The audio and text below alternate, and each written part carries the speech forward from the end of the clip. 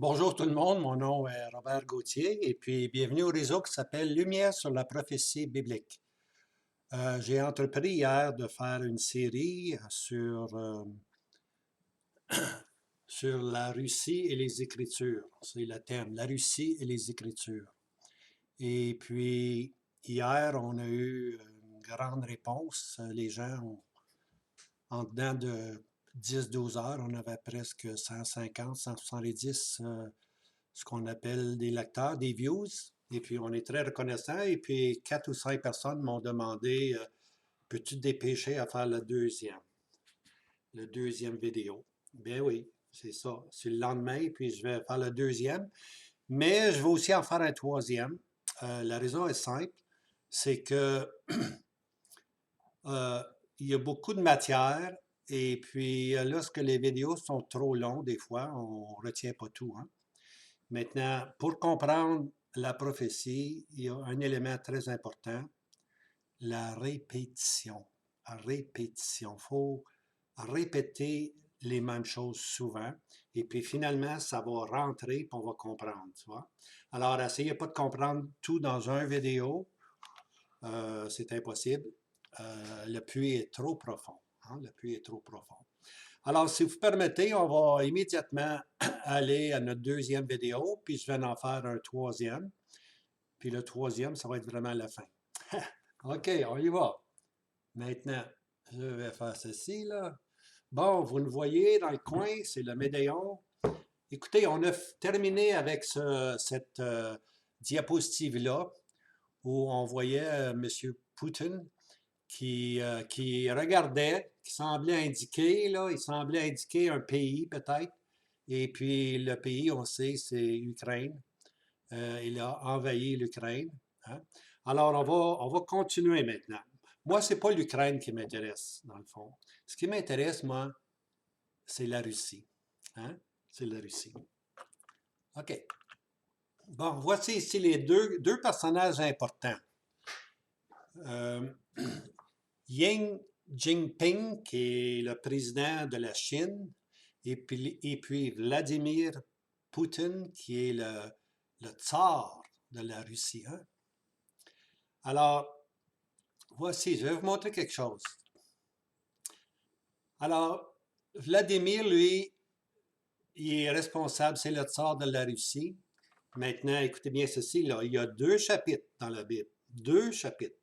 Puis pas des petits chapitres, là, des chapitres avec beaucoup de versets. Alors, Ézéchiel 38 et 39. Si vous n'avez jamais lu Ézéchiel 38 et 39, ben moi, je vous encourage à le lire. Alors, 2 chapitres sur la Russie. Maintenant, notre ami Jinping, lui, qu'est-ce qu'on a à dire de lui? C'est le responsable de la Chine. Ah ben, grand ça. Hey, il n'y a rien qu'un seul mot, un seul mot dans la Bible sur lui. Hein? Puis ce mot-là, c'est synonyme, qui semble dire, selon la tradition de M. Darby, la Chine. On va aller voir. J'ai Isaïe 49, verset 12. La Chine, un mot. Imaginez-vous. OK. Alors, je lis.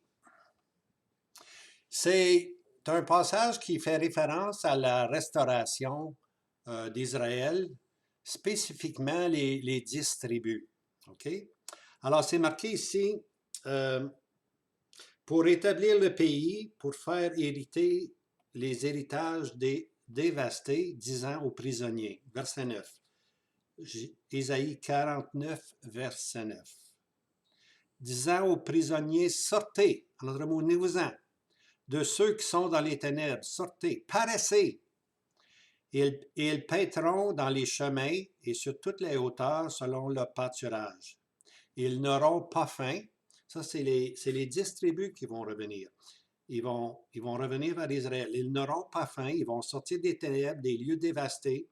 Ils n'auront pas faim. Ils n'auront pas soif. Alors, la chaleur et le soleil ne les frappera pas. Car celui qui a compassion d'eux les conduira. Qui est-ce qui va les conduire? C'est Jéhovah l'Éternel, hein? Le Seigneur Jésus qui va les conduire, le bon berger. Il va rapatrier les 10 tribus, pour ainsi dire, hein? avec les deux tribus, puis il va y avoir un Israël qu'on appelle l'Israël de Dieu. Maintenant, l'Israël de Dieu, c'est une expression dans le Nouveau Testament. C'est une expression qui veut dire le résidu pieux d'Israël. C'est eux qui vont former l'Israël de Dieu. Ce n'est pas Israël de 1948, là. Ça, c'est Israël apostat. Il va y avoir un résidu pieux. C'est ce résidu pieux-là qui va rentrer dans le millénium. Hein? Et puis, c'est ça. L'Israël de Dieu, le vrai Israël de Dieu. Ils n'auront pas faim, ils n'auront pas soif. On continue. Et celui qui les conduit aura compassion d'eux et les mènera à des sources d'eau. Ils vont se désaltérer. Et je ferai de toutes mes montagnes un chemin et de mes grandes routes seront élevées. Voici, c'est là le verset 12. Voici, ceux-ci viendront de loin. T'es venu de loin? Très loin. Ils viendront de loin. Et voici ceux-là du nord et de l'ouest. Alors, du nord, ils vont venir du nord, ils vont venir de l'ouest. Et ceux-ci du pays de Sinim. Alors, M. Darby, si on regarde en bas, Sinim, il dit la Chine, probablement la Chine. Alors, les 10 tribus, là, sont éparpillées dans le monde. Hein? Lorsque l'Assyrien est venu, il les a emmenés partout, puis ils sont dans le nord, ils sont en Afghanistan, ils sont en Chine, bien-aimés, ils sont partout. Ils ne savent même pas qu'ils sont des Juifs, ou qui appartiennent aux 10 tribus plutôt. Ils ne savent pas qu'ils appartiennent aux 10 tribus. Mais ici, on apprend que Dieu, lorsque Dieu va restaurer son peuple, là, il va emmener une quantité innombrable de la Chine, Sinim. Alors, c'est le seul passage qu'on a de la Bible sur la Chine, et puis la Bible nous parle du résidu des 10 tribus qui vont être restaurés. Pas tous les 10 tribus vont être restaurés. Les rebelles, Dieu va les juger dans le désert, c'est dit. Mais il va y avoir un résidu des 10 tribus qui vont être restaurés. Alors, c'est tout ce qu'on a à apprendre de la Chine. Il n'y a pas rien d'autre sur la Bible sur la Chine, bien aimé. Tout ce qu'il y a sur la Chine, c'est la restauration des 10 tribus qui vont venir. Les États-Unis sont même pas.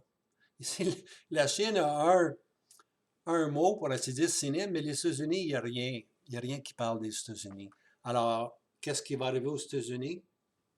Je ne sais pas, moi. Mais tout ce que je sais, c'est que présentement, les États-Unis sont dans un grand déclin. Est-ce qu'ils sont une puissance? Une puissance, les États-Unis? Pensez-y, là. Imaginez-vous, là, regardez le scénario. Imaginez-vous si Vladimir Poutine puis M. Jinping hein, attaquaient ensemble différents territoires. Pensez-vous que les Nations unies, ou bien donc les États-Unis, pourraient les arrêter? Les deux ensemble, ils ont de la misère à en arrêter un seul. Hein?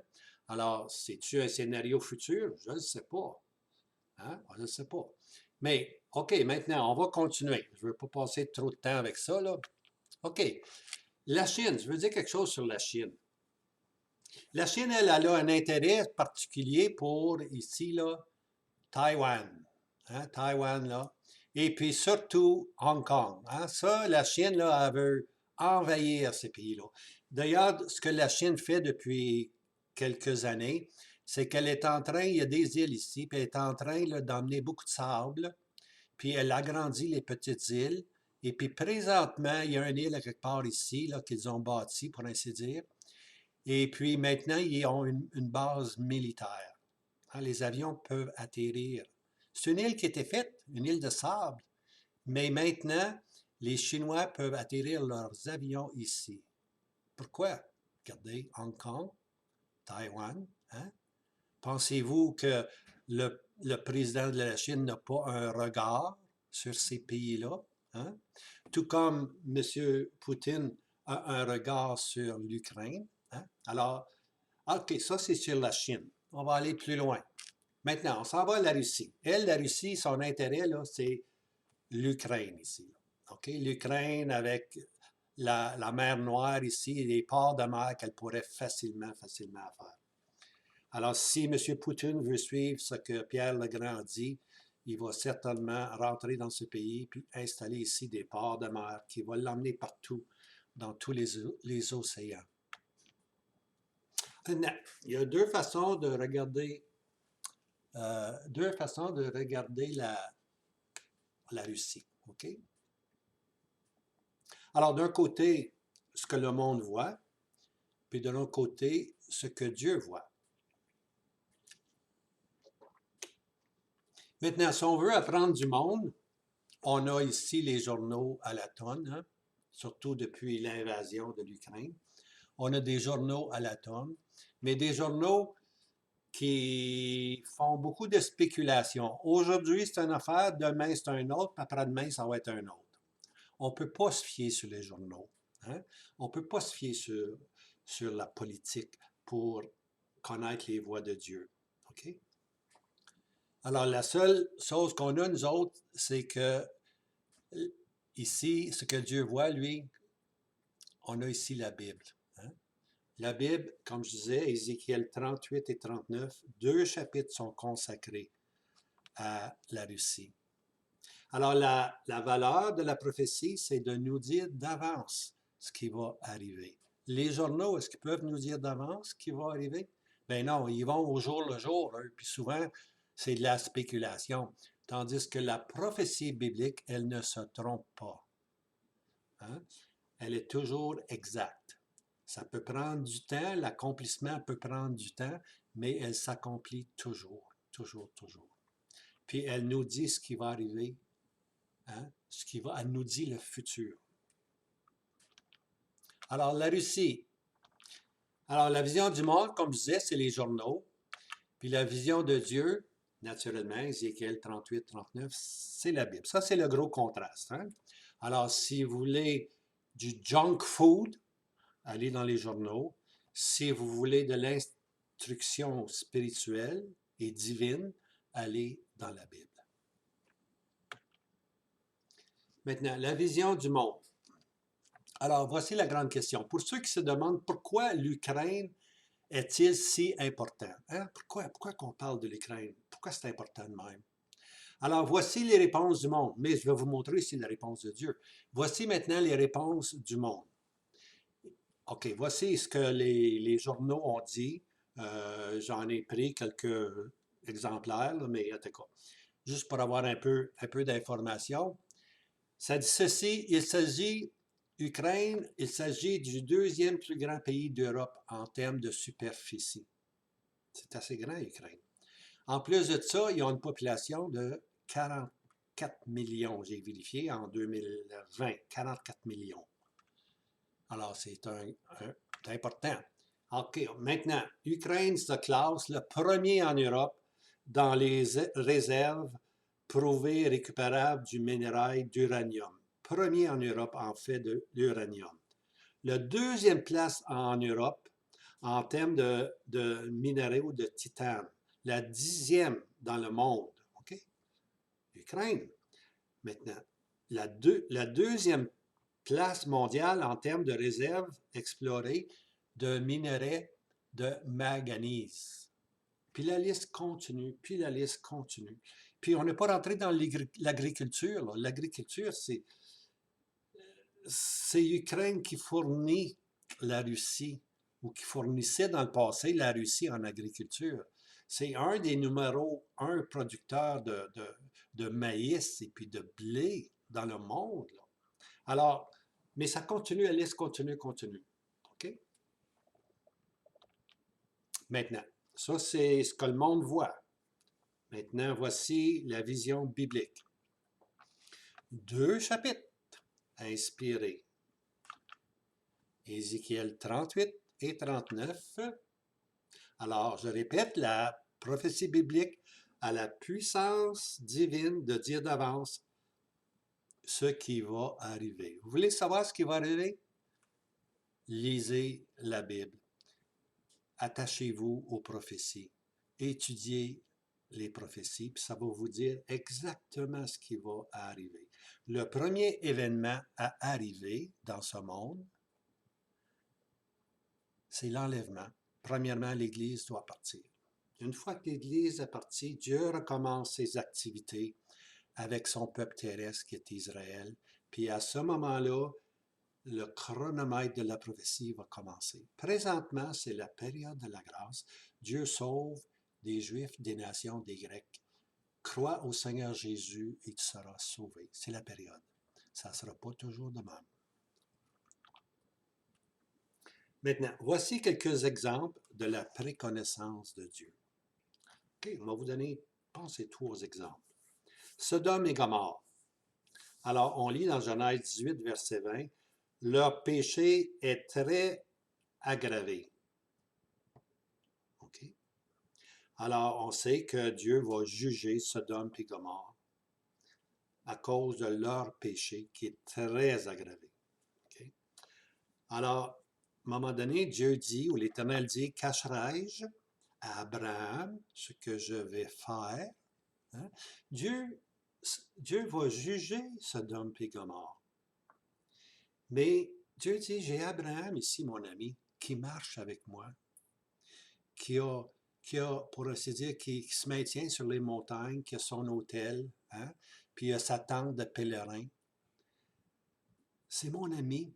Est-ce que je vais lui cacherai-je ce que je vais faire à Sodome et Gomorrhe? Ben non, Dieu lui dit d'avance. Hein? Dieu lui dit d'avance, et puis Abraham reçoit d'avance les pensées de Dieu. Il n'a pas à s'inquiéter, il sait que Dieu va juger Sodome et Gomorrhe. Et puis nous, bien-aimés, on sait très bien, si on est croyant, si on est chrétien, puis on lit la Bible, on sait ce qui va arriver dans ce monde. Ce monde est mûr pour le jugement. Isaac, le deuxième exemple, Isaac puis Rebecca. Rebecca, c'est sa femme. OK, Genèse 25, verset 23. « Et l'Éternel lui dit, « 2 nations sont dans ton ventre. » Elle était enceinte. « 2 nations sont dans ton ventre, 2 peuples se sépareront en sortant de tes entrailles. Et un peuple sera plus fort que l'autre peuple, et le plus grand sera asservi au plus petit. » Alors, c'est simple. Isaac et Rebecca vont avoir des jumeaux. OK, vont avoir des jumeaux. Le plus grand, c'est Ésaü. OK? Parce qu'Ésaü, il est sorti le premier. Si on lit là en Genèse, Ésaü sort le premier, puis il y a quelqu'un qui est accroché à ses talons.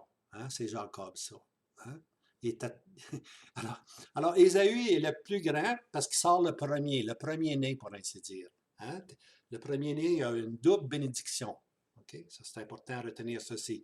Premier-né, double bénédiction. Mais Ésaü n'a pas aimé la bénédiction. Il a préféré il a vendu son droit d'aînesse, pour ainsi dire, pour une lentille, une soupe aux lentilles. Okay?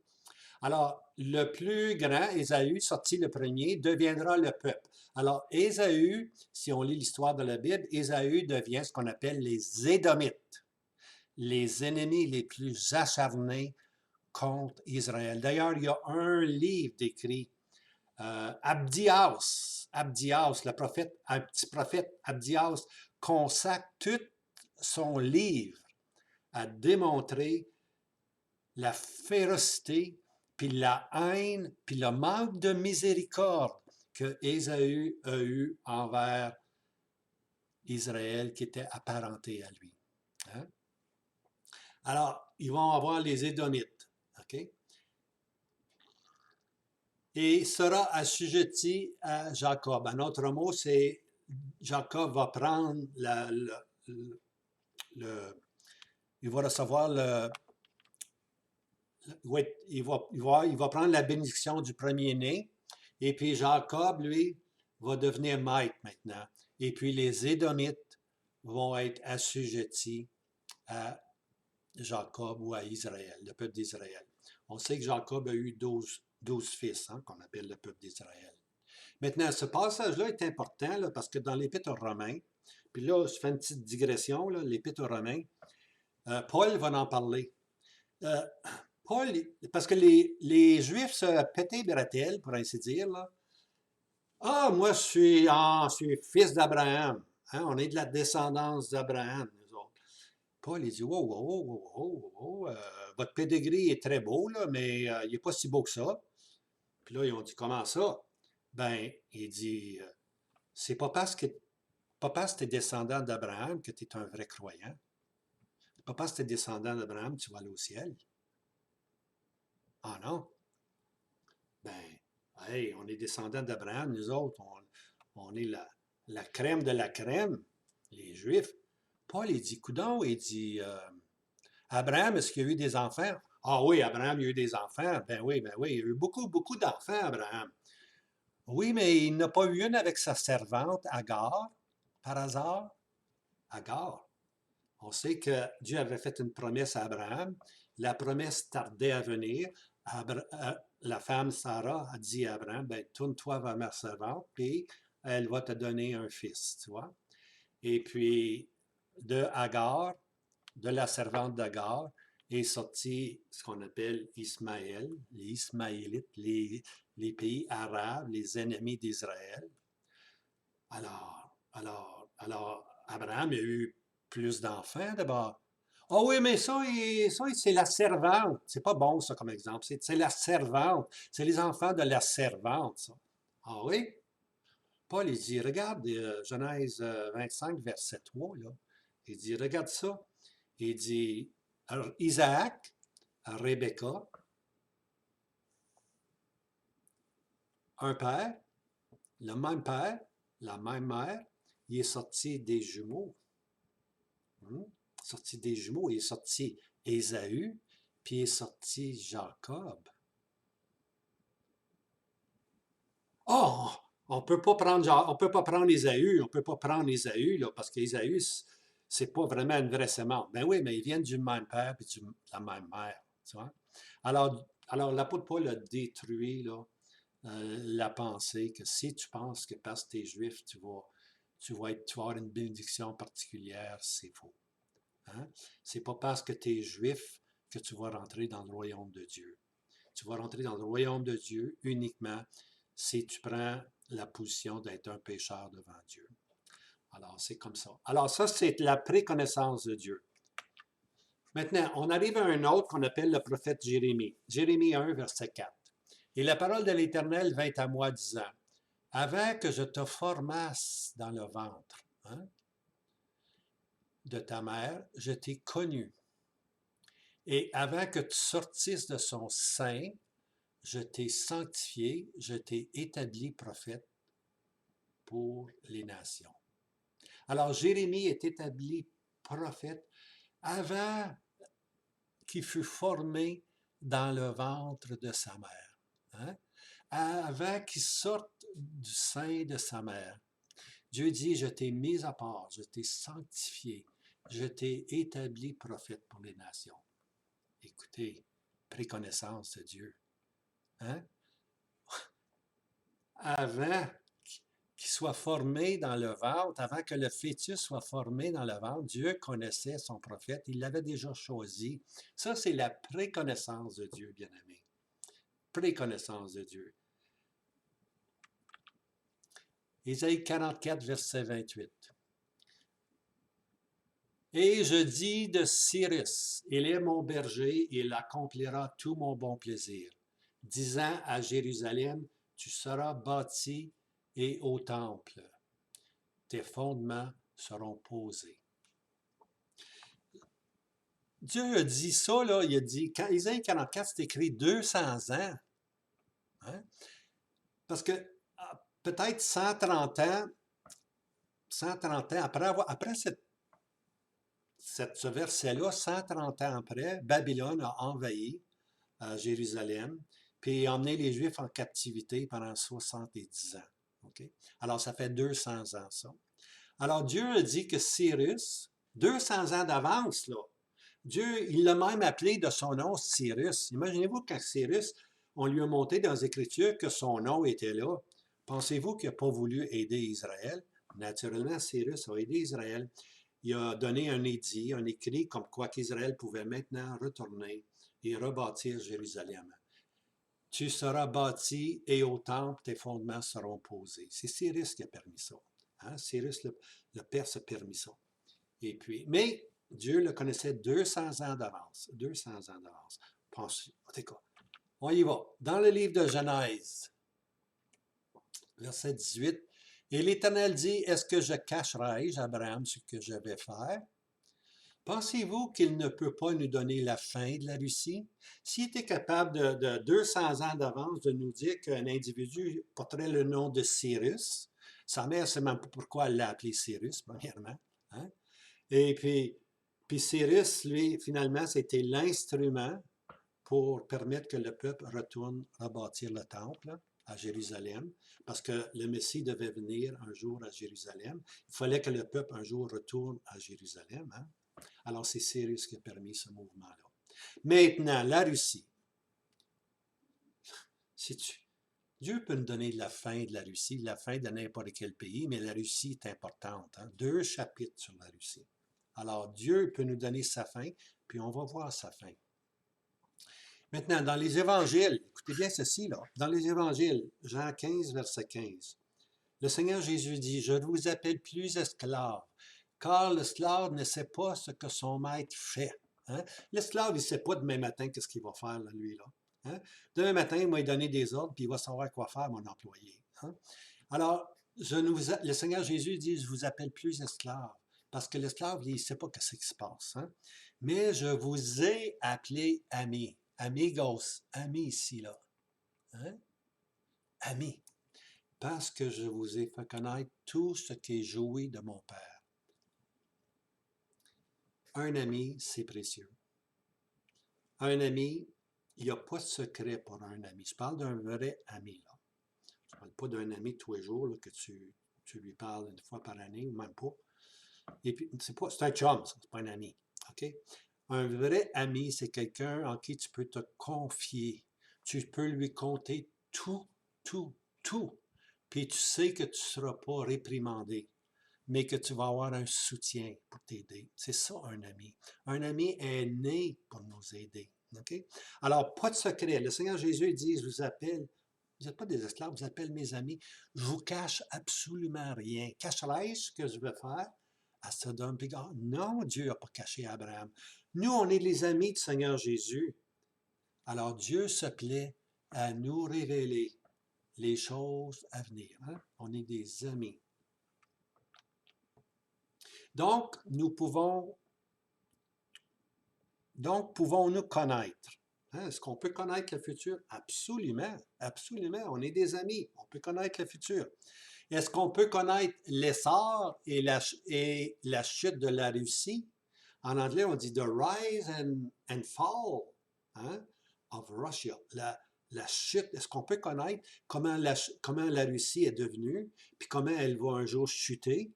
Absolument, on peut connaître ça. Absolument. On n'a pas les journaux, on a la Bible. OK? Alors, allons-y, c'est le sujet, ça. La Russie, c'est notre sujet. La Russie, les Saintes Écritures.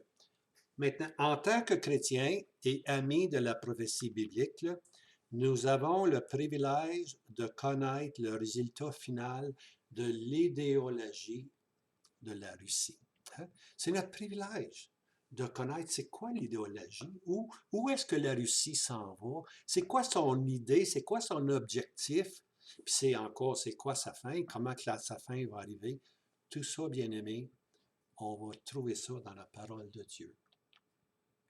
Il faut lire Ézéchiel 38 hein, et 39. Mais maintenant, je vais vous montrer Ézéchiel 38, verset 3. Je vais vous montrer quelques passages.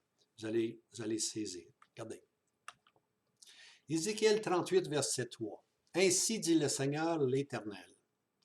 Voici, j'en veux à toi, Gog, prince de Roche, de Méchec et de Tubal. On va voir ça tantôt. Roche, c'est un mot qui veut dire la Russie. Hein? C'est ça que le mot veut dire. Alors, le territoire est déjà donné. Roche, la Russie, mais on en a peut-être passé. Hein? On est des fois incrédule, on en a passé. Là, sur un mot, on va en trouver d'autres mots. Roche, le deuxième mot, c'est Méchec. Méchec. Méchec veut dire Moscou. Ancienne capitale de la Russie européenne, Méchec, Moscou. Intéressant, là. On commence, là. Et voici le troisième, Tubal, qui veut dire Tobolski. C'est la Russie asiatique. Hein? C'est une ville dans la Russie asiatique. C'est une ville qui est en Sibérie. Okay? Alors, tu avais ce qu'on appelle la Russie européenne, qu'on appelle l'Ouest, mais tu avais aussi la Russie Est, la Sibérie. Okay? La Russie asiatique. Alors, tu as le terme Russie, tu as le terme Moscou, puis tu as le terme Tobolski, qui est la Sibérie. Okay? Alors, écoutez, la Sibérie, quand tu dis il était envoyé en Sibérie, ça veut dire qu'il est dans le nord, dans le fond du nord, dans les froids. Hein? Alors, écoutez, bien-aimés, Gog, prince de Roche, de Méchec et de Tubal, c'est que Gog est le prince de la Russie. Gog est le tsar de la Russie, c'est ça que ça veut dire. Maintenant, à l'époque d'Ézéchiel, voyez-vous, Ézéchiel, il a écrit, là, quand Ézéchiel a écrit son livre, Ézéchiel, puis quand il est arrivé au chapitre 38, là, c'était toute de l'inspiration. La Russie n'existait pas, oubliez ça, la Russie n'existait pas. Regardez, la Russie était à l'état embryonnaire. OK? Là, ce que Ézéchiel a écrit, là, la Russie était dans un état primitif, un état primaire. Elle était en formation. Hein? Elle était tout simplement en formation. Elle commençait. Alors, ce nom de Russie était complètement inconnu au jour d'Ézéchiel. Hein? Comme je disais, la Russie n'existait pas, c'était des champs. C'était des champs dans le nord, en France, des steppes où il n'y a pas d'arbres qui poussent. Tu vois? Alors, tout ce que le prophète pouvait voir de ce territoire, c'était des champs vides. Hein? Quand Ézéchiel a écrit, là, lui, là, il a regardé dans le nord, le fond du nord, tout ce qu'il voulait voir, là, c'est un pays qui est froid, c'est un pays qui n'a pas d'arbres, c'est un pays qui est stérile, c'est un pays qui a des champs vides, c'est un pays où c'est des steppes. Des steppes, c'est des territoires où des petits arbustes poussent, il n'y a pas d'arbres, tu vois. Alors, c'est ça qui était le nord. On comprend pourquoi la température là-bas, c'est pas la Floride. Hein? Alors, c'est difficile de vivre, surtout si tu vas aller en Sibérie. Hein? C'est difficile de vivre là. Alors, quelques tribus errantes, tout ce qu'il y avait là, dans ces steppes-là, là, dans le futur Russie, tout ce qu'il y avait, c'était quelques tribus, des tribus errantes qui mettaient leur tente, des bohémiennes, hein, des gens bohémiennes qui parcouraient le territoire. Ce territoire-là, il était connu comme le fond du Nord. Okay? Il y a le Nord, puis il y a le fond du Nord. Okay? C'est important, cette distinction-là, vous allez voir. Je vais y rentrer. Alors, la prophétie biblique, rappelez-vous, a la capacité de dire la fin dès son commencement. Okay? Avant même pas commencer, la Russie existait. C'était juste des tribus errantes qui étaient là. Il n'y avait presque pas de population. Mais les décennies vont changer et puis il va y avoir graduellement une immigration qui va se faire vers le fond du Nord, qui va devenir la Russie.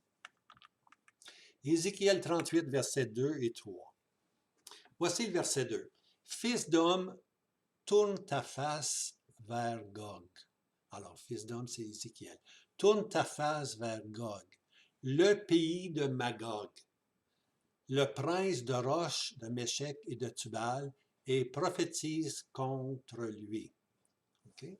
Tourne ta face vers Gog, le pays de Magog. Alors, le pays de Magog.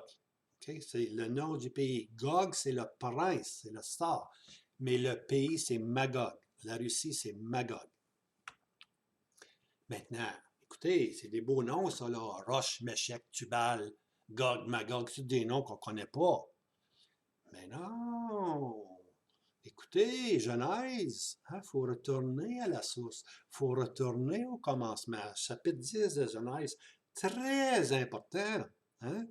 Parce que chapitre 10 de Genèse nous donne la descendance de Noé.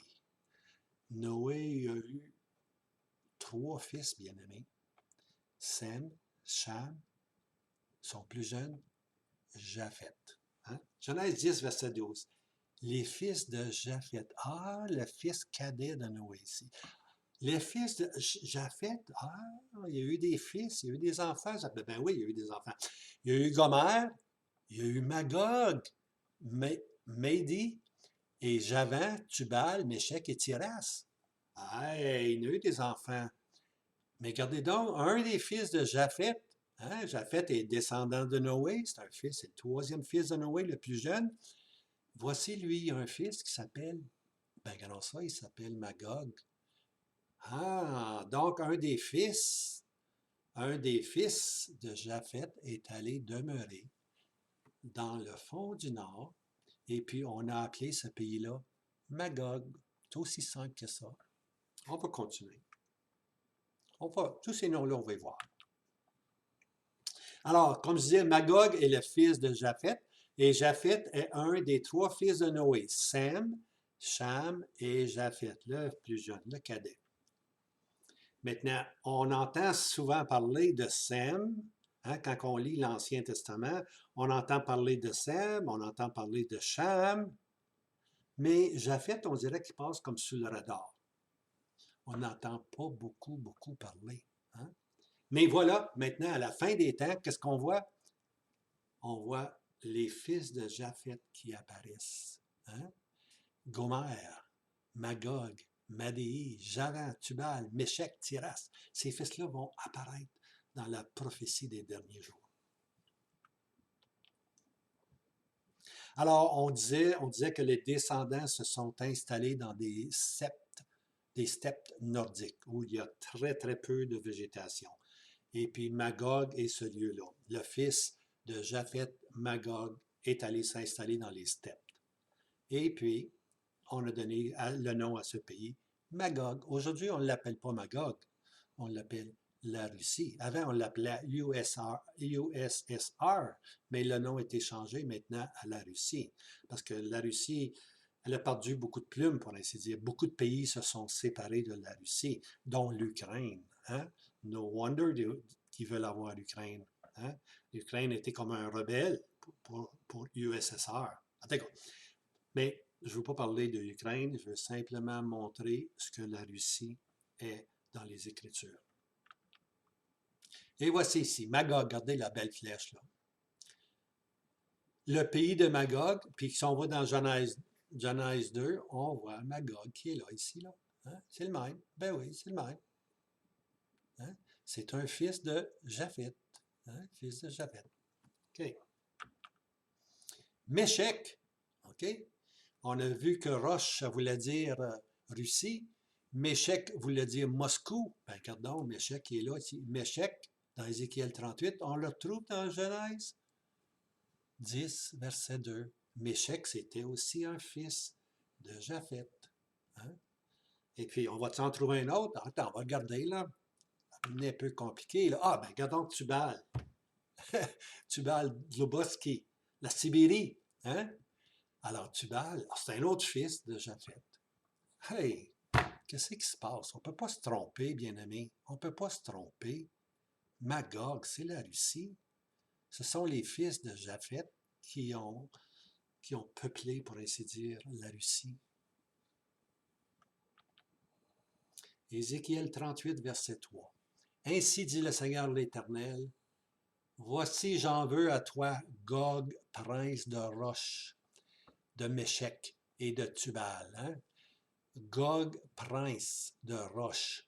Alors le pays, c'est Magog, on l'a vu, c'est un des fils de Japheth. Le pays, c'est Magog. Gog, c'est le prince. C'est le prince de Roche, Méchec et Tubal. Hein? La Russie, Moscou, la Sibérie. Alors Gog, c'est le prince, c'est le leader, c'est le chef, c'est le tsar. Hein? Puis là, avec la Russie, là, vous avez la première présentation, j'ai parlé de Pierre le Grand, premier tsar. Vladimir Poutine, c'est un autre tsar. Mais la prophétie veut nous présenter le dernier des tsars, le dernier des princes de Magog, hein? Le dernier Gog, pour ainsi dire, le dernier tsar. Gog, c'est un chef ou un nom symbolique, OK? Par contre, Magog, c'est pas symbolique. Magog, c'est vraiment un territoire, c'est vraiment un pays qui existe. Le chef, lui, son nom est symbolique. OK? Qui va l'être dans le futur? Je ne sais pas. Qui va être? Hein? Puis, Vladimir, là, lui, il y a encore beaucoup de chemin à faire, tu vois. Mais il va en avoir un. Hein? Il va y avoir un Gog prophétique. Il va y avoir un tsar prophétique qui va vouloir envahir Israël. Hein?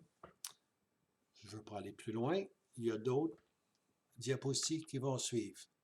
Un anneau. Ézéchiel 38, verset 4. On est rendu là. Je te ferai retourner et je mettrai un anneau dans tes mâchoires. Hein? Et je te ferai sortir, toi et toute ton armée, chevaux et cavaliers, tous parfaitement équipés, un grand rassemblement avec le bouclier, l'épée, l'écu, tous portant l'épée. Je mettrai un anneau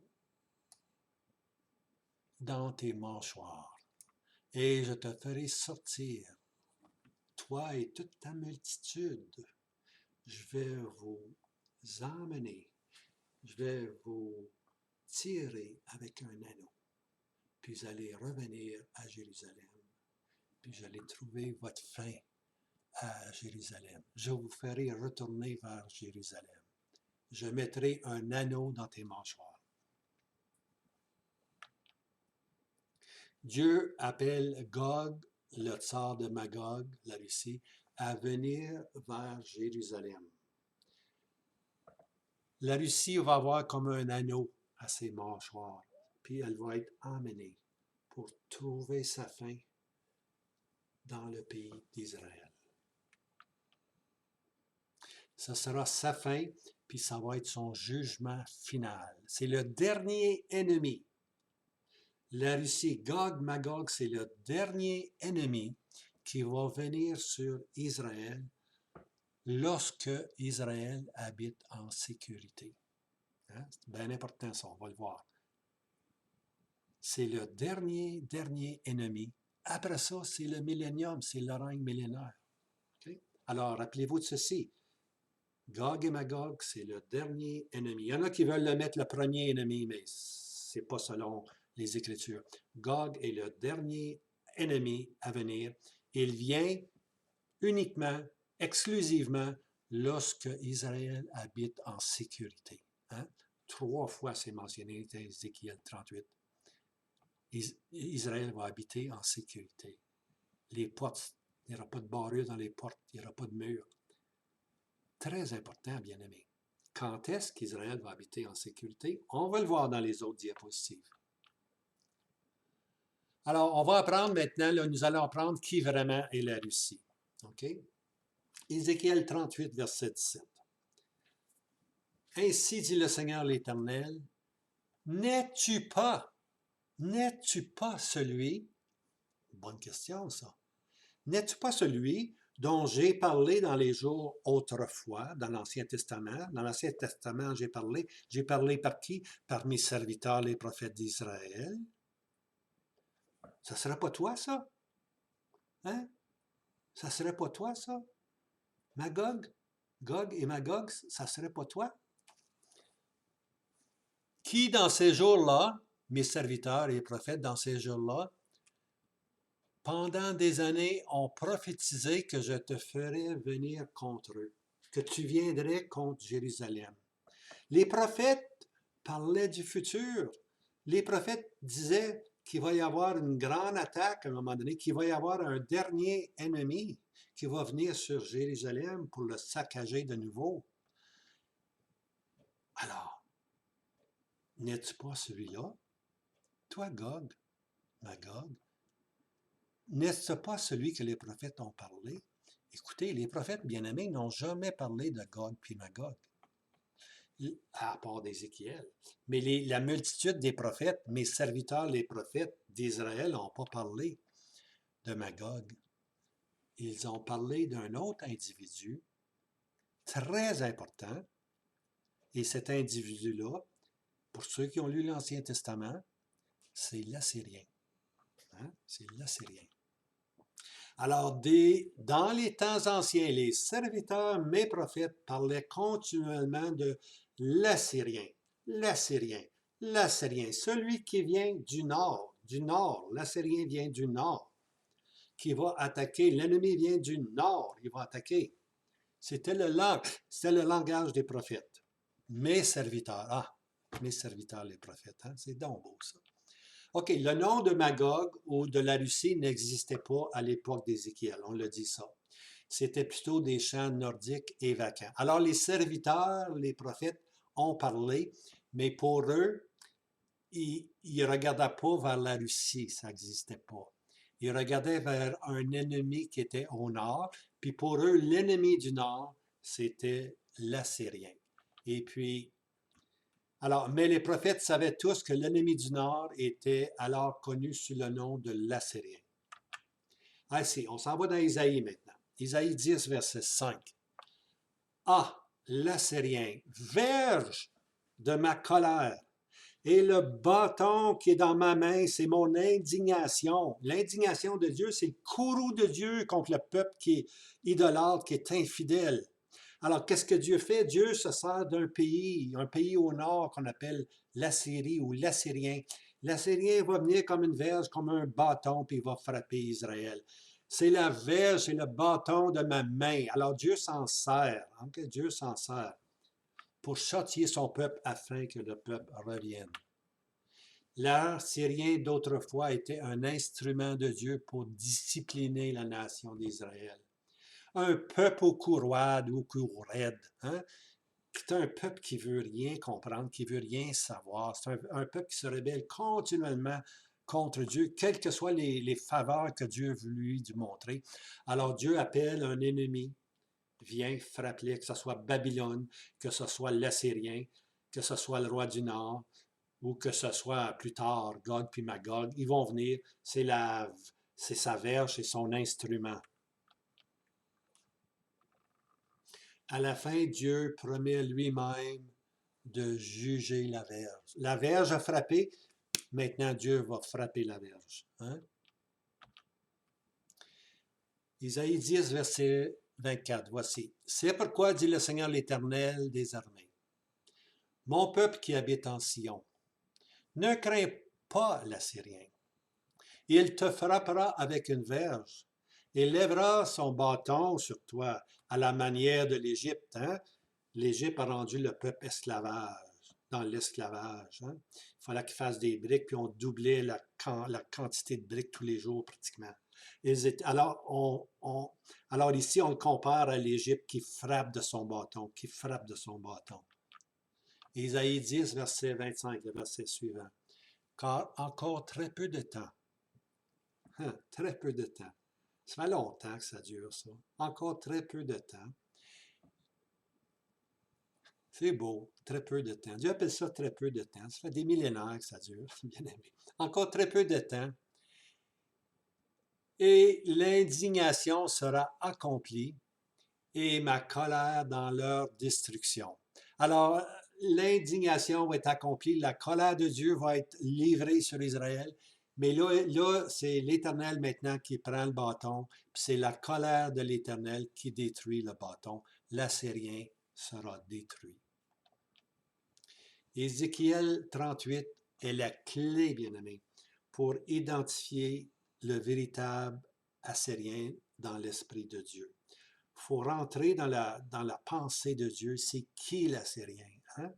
C'est ça, puis Ézéchiel 38 nous dit c'est qui le produit final de l'Assyrien.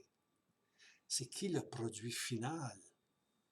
Gog et Magog est l'Assyrien que les prophètes, mes serviteurs, ont parlé continuellement. N'es-tu pas celui dont les prophètes ont parlé? Ben oui, bien aimé, c'est aussi simple que ça, c'est lui. Daniel 8 nous donne la vision pour le temps de la fin. Cette quatrième et dernière vision est vue dans le chapitre 10 et 12.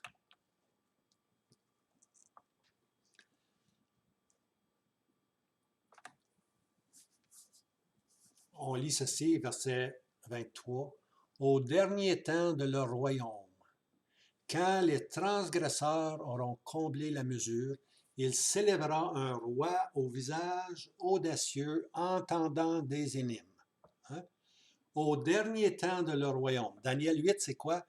Daniel 7, bien-aimé, on le dit encore dans un bon Daniel.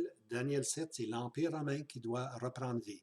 Daniel 8, c'est l'Empire grec. Puis de l'Empire grec, les Séleucides, les rois Séleucides de l'Empire grec, Alexandre le Grand est décédé, il est mort très jeune. 4 de ses généraux ont pris le pouvoir, hein? Les 4 vents, pour ainsi dire, ont pris le pouvoir. Et puis de ces 4 généraux-là, on a séparé le territoire, l'Empire grec, puis on a surtout 2 rois vont devenir importants, le roi du Sud et le roi du Nord. Le roi du Sud, c'est l'Égypte, le roi du Nord, c'est la Syrie, la Turquie. Hein? Alors, au dernier temps de leur royaume, au dernier temps des royaumes, entre mots, au dernier temps de, de ces rois-là, pas les rois au commencement, les 4 premiers rois au commencement, non, non, la prophétie va plus loin. Au dernier temps de leur royaume, on n'est pas là, bien aimé, mais au dernier temps de leur royaume, quand on va arriver à la fin des temps, hein, quand on va arriver à la fin des temps, il va y avoir un roi qui va s'élever. Hein? Quand les transgresseurs auront comblé la mesure. Les transgresseurs, c'est les Juifs. La coupe va être pleine. La coupe va déborder. La mesure va être pleine. Alors, à ce moment-là, il va s'élever un roi au visage audacieux. Puis ce roi-là va venir sur Jérusalem, puis il va vouloir saisir Jérusalem. Alors, ce roi du Nord, au visage audacieux, se lèvera. Daniel 8, verset 24. Et sa puissance sera forte, mais non pas de sa propre puissance. Alors, il va y avoir un roi du Nord qui va se lever, ce roi au visage audacieux, qui va se lever, qui va vouloir anéantir Israël. Mais qu'est-ce qu'on apprend ici? Il est fort, mais pas si fort que ça. Non pas de sa propre puissance. Alors, il dépend de quelqu'un. Ce roi du Nord, la Turquie ou la Syrie qui est le Nord, a besoin d'un joueur plus fort que lui pour lui aider. Hein? Il ne faut pas juste regarder au Nord, là. Tantôt, on va faire un saut vers le fond du Nord. Je n'en parlerai pas tout de suite dans la prochaine vidéo. OK? Alors, il est fort, mais non pas de sa propre force, hein? Non pas de sa propre puissance. Alors, il y a quelqu'un pour le soutenir. Hein? Ce roi du Nord va être une marionnette, là. Il va être un pion, là. Ça va être un pion par une puissance plus forte que lui, une puissance plus forte que la Syrie, une puissance plus forte que la Turquie. Il y a quelqu'un qui va les contrôler, qui va dire, fais ci, va attaquer Israël, on est derrière toi, on va te fournir en munitions, en armes, en monnaie, en argent, en armes. On va tout te donner ce que tu veux, mais attaque Jérusalem, pousse Israël dans la mer Méditerranée, mais on n'arrête pas. Hein? Alors, ce roi au visage audacieux se lèvera. Son territoire est au nord de Jérusalem. C'est toujours aujourd'hui la Turquie puis la Syrie. Regardez bien, des pays arabes et musulmans. Ça ne vous dit pas quelque chose, ça, bien-aimé? Hein? La haine contre Israël, elle est innée. On ne peut pas régler ce problème-là, bien-aimé. On ne peut pas régler ce problème-là. Alors, qui est cette puissance qui soutient ce roi du Nord avec une aide militaire et financière? Qui est-il? Quelle est cette puissance? À suivre. Partie 3 et la fin. Ah. J'espère que vous avez apprécié, bien-aimés. C'était un privilège pour moi de vous partager ces enseignements-là. Je m'excite des fois, là, mais c'est normal. C'est la parole de Dieu. Hein? Le serviteur rentre, le prophète rentre dans son message, pour ainsi dire. Et puis, alors moi, je vous encourage maintenant à vous abonner au réseau qui s'appelle Lumière sur la prophétie biblique. Pas seulement vous abonner, c'est pas suffisant vous abonner. Il faut peser sur... des fois c'est un engrenage ou souvent c'est une cloche. Alors, il faut peser sur la cloche. Parce que si vous ne pesez pas sur la cloche, là, vous ne savez pas quand est-ce que je fais un nouveau vidéo. Comme si demain j'en fais un, là, vous ne le saurez même pas. À moins que vous alliez dans votre ordinateur, puis là, vous regardiez, là, lumière, c'est la prophétie biblique, blablabla. C'est trop de trouble, ça. Mettez la cloche dessus. Mettez la cloche dessus. Vous serez automatiquement avisé par le Seigneur que Robert a fait un nouveau vidéo, puis il veut que vous l'écoutiez. Hein? Alors, je vous laisse avec ceci. Que le Seigneur vous garde, puis peut-être demain ou après-demain, on va voir. Hein? On va voir quel est le résultat. Là. Combien de vues que j'ai, des views, hein? Combien de lecteurs j'ai eu. Mais surtout, bien aimé, si le réseau peut grandir, il n'y a qu'une façon qui peut grandir. Partagez. Envoyez cette vidéo à d'autres chrétiens. Hein? Même à des gens qui ne sont pas convertis. Les gens se posent la question aujourd'hui, c'est qu'est-ce qui se passe avec la Russie, qu'est-ce qui se passe avec l'Ukraine? Et puis, envoyez ce lien, et puis peut-être qu'ils vont s'abonner, et puis qui sait, hein? La grâce de Dieu qui sauve des hommes. Dieu est puissant, il sauve par des moyens que nous, on ne connaît pas, absolument ne connaît pas, mais Dieu est puissant. Hein? Alors, écoutez, Dieu est en contrôle et n'énervez-vous pas. Dieu est en contrôle. Hein? Zacharie 6, il y a 4 chars qui sortent, 4 chevaux, 4 chars qui sortent. Puis l'Esprit dit, promenez-vous, promenez-vous, allez, allez, sortez, rentrez. Mais il y a 2 montagnes, bien-aimés. Il y a 2 montagnes d'airain qui sont là. Hein? Alors, les pays peuvent faire ce qu'ils veulent, les empires peuvent faire ce qu'ils veulent, mais ils sont bloqués par 2 montagnes d'airain. Ça veut tout simplement dire que Dieu est en contrôle. Faites que ce que vous voulez. Vous pensez que vous accomplissez votre propre volonté, mais c'est moi qui vous retiens. C'est moi qui vous dirige pour accomplir ma pensée ultime. Restaurer mon peuple Israël. Les mettre comme premiers sur la terre. Hein? Ils sont présentement à la queue, mais je vais les mettre à la tête. Alors promenez-vous entre les 2 montagnes d'airain. Vous avez vos limites. C'est moi qui vous limite. Alors, c'est notre confiance. Hein? C'est notre confiance. On n'a pas à s'inquiéter de tous ces mouvements militaires, bien-aimés. On appartient au Seigneur Jésus. Alors, je vous laisse avec ceci. J'en ai assez dit. Puis, Maranatha, je vous aime bien. Puis, lâchez pas. À bientôt.